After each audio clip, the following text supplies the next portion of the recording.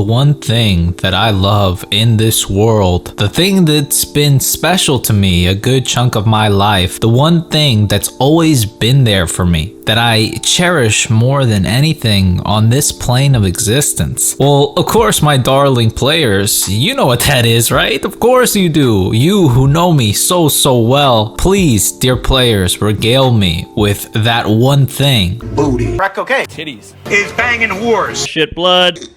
Ah, very close, but Wrong-o. the Guardians of the Galaxy have just been special to me ever since I went to go see the movie back in 2014. This story, the settings, and these characters have meant so much to me and are truly unlike any other MCU or really any other franchise or property to me. James Gunn has turned this franchise into a household name and has produced some of the greatest movies ever with these characters nobody knew or gave a fuck about before 2014. Most people who you ask will know who Groot is, okay? The proof is in the pudding. And when I started this channel back in 2017, I kind of missed reviewing anything Guardians, even though Volume 2 had just came out. Forgive me guys, those were very weird times. But needless to say, I am so happy to be talking about a Guardians project and a Christmas project, no less. Two awesome things combined. This Guardians of the Galaxy holiday special opens with an animated flashback of young Peter Quill trying to celebrate Christmas with the Ravagers, but Yondu puts a stop to that shit real quick. Then we cut back to the present with Kraglin letting everyone know that's what ruined Christmas for Peter and that it's almost Christmas time on Earth. We find out that the gang has bought Nowhere from the Collector and are working on making it a better place. We even have Cosmo in the mix. Lots of setup for Guardians of the Galaxy Volume 3, which is coming up in May. Cannot wait. We even get a nice live performance dropping a new alternative take on the Christmas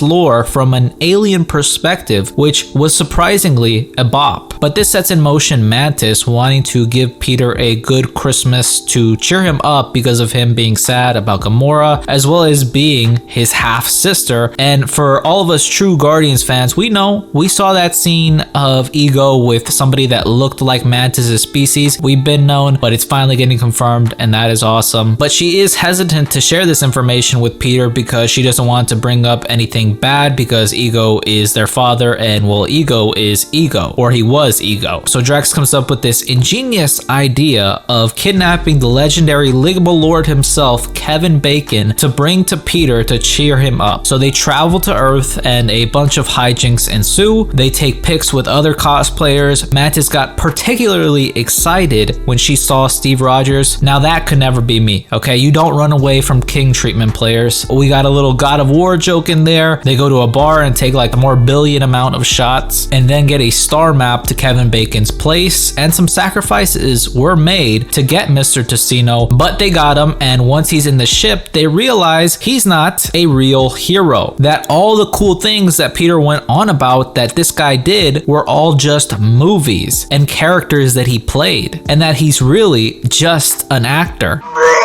I know, quite repulsive. For reals though, I love how James Gunn wove that in there, like actors have never saved anyone and they're legit in a universe filled with actual heroes. I just really love that line because it's true as shit. But they get back to Nowhere and set Peter up for his surprise, which he wasn't too thrilled about, so he gets Mantis to wave her powers off of him, and he obviously loses his shit. Peter sends Kraglin to get him back home, but before they can take off, Kraglin explains why they did that in the first place and how much Kevin meant to Peter, how he taught him how to be a hero, and how they just wanted to bring the Christmas joy back to Peter. This gets Sir Bacon on board with the festivities, and he joins the band for a legendary Christmas ballad that, like most of these tracks, will be heavily replayed this Christmas and so forth. And a montage of sentimental gift giving ensues. I have no idea how, but Nebula got Bucky's arm, like the one with gold vibranium in it. I have no idea how that happened, but she made it happen. Cosmo had the right intentions. Shit, Nebula started dancing, okay? Not only is that huge for her, but it's also a testament to all the people with sticks up their butts. Drax at the end of the day got his weird little man. Everybody's happy. The Baconator finally departs with a slight tease to Easter, which is very interesting. I wonder what will happen with that, if anything. But we get Mantis and Peter at the end, with Peter asking her why they went through all this trouble, and she mentions Kraglin's story, but Peter tells her the rest of the story with Yondu Yandu getting Peter's present, which is the little figurine like Mono, and Yandu gets Peter a present, which are his guns, guys. So that not only is sweet as shit, but it just adds so much more to their relationship than what was already there. Like, that's why Yandu even likes those things in the first place, like in the first movie, why he even loves those things. And Peter was given those guns to him by his father in the comics, but I love how they had Yandu give them to him, reinforcing the idea that even though Ego might have been his father, he wasn't his daddy. Make a grown man cry type shit. And then she reveals that she is his sister, and Peter is overjoyed with that. He has family, and they end it with a nice hug. Transition to one last bit of animation of Yandu and young Peter to end the special. We did also get a little mid-credit scene teasing another special. All I know is I do not trust anybody except maybe the Russos with heavy notes from James Gunn to do anything with these characters. So hopefully, if anything else is made, James Gunn will be involved.